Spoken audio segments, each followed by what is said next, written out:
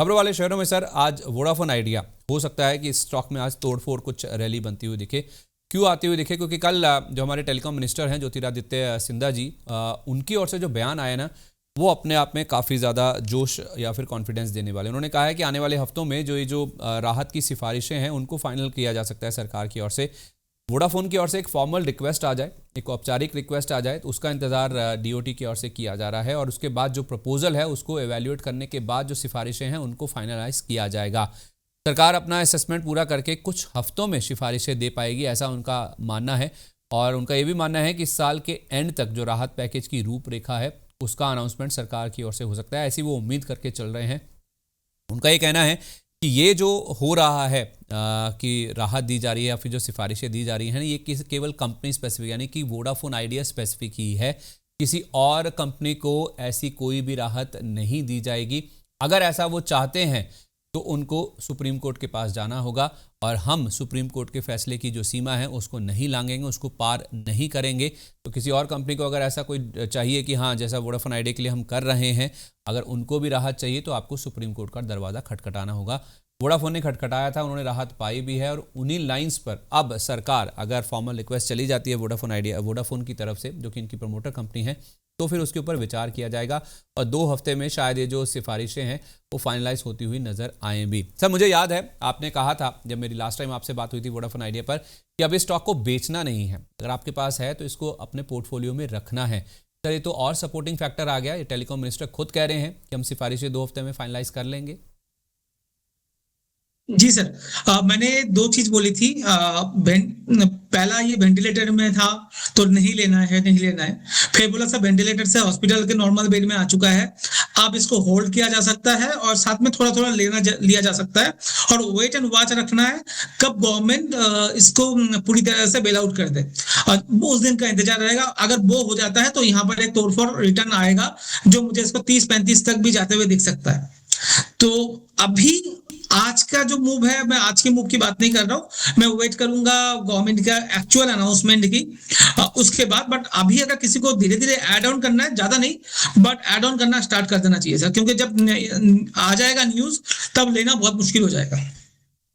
तो आप कह रहे हैं कि राहत पैकेज का मतलब क्या होगा सर? ये बेल आउट का क्या मतलब होगा? ये जो राहत पैकेज की बात की जा रही है, सर 83,000 करोड़ के करीब, 83,000 करोड़ का जो इनका ऑलमोस्ट डेट है वो ऑलमोस्ट जीरो कर देंगे गवर्नमेंट।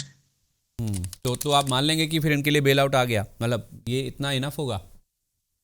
हाँ, ये मेन प्रॉब्लम ही यहाँ 83,000 करोड़ का है सर। अगर वो जीरो हो जाता है तो ये एकदम नेट डेट में आ जाएगा और जीरो में आ जाएगा ऑलमोस्ट, तो ये अपना बिजनेस वापस रिवाइव कर सकता है। अच्छा, देनदारियां कम हो जाएंगी। तो आपके हिसाब से अगर ये पूरा 83,500 करोड़ रुपए का ये जो एजीआर का ड्यूज है इनके, ये माफ हो गए तो उस केस में बेल आउट हो जाएगा, फिर 30 से 35 की आप तैयारी कर लें, राइट? जी जी जी जी। ओके, ये बेल आउट समझना एक महीना 2 महीना में नहीं आया, यहाँ से मैं 2-3 गुना की बात कर रहा हूँ, क्योंकि ये अंडरवैल्यूड स्टॉक है सर।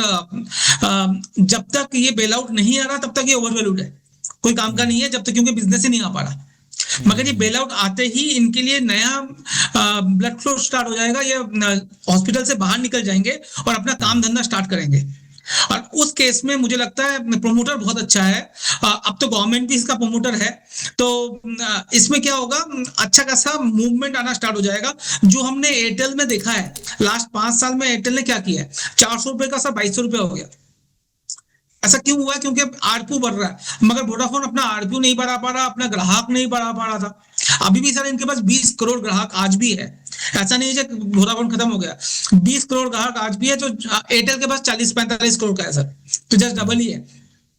तो मगर एयरटेल का जो मार्केट कैप है 11 लाख करोड़ का है और इनका मार्केट कैप सर 80-90 हजार करोड़ का है।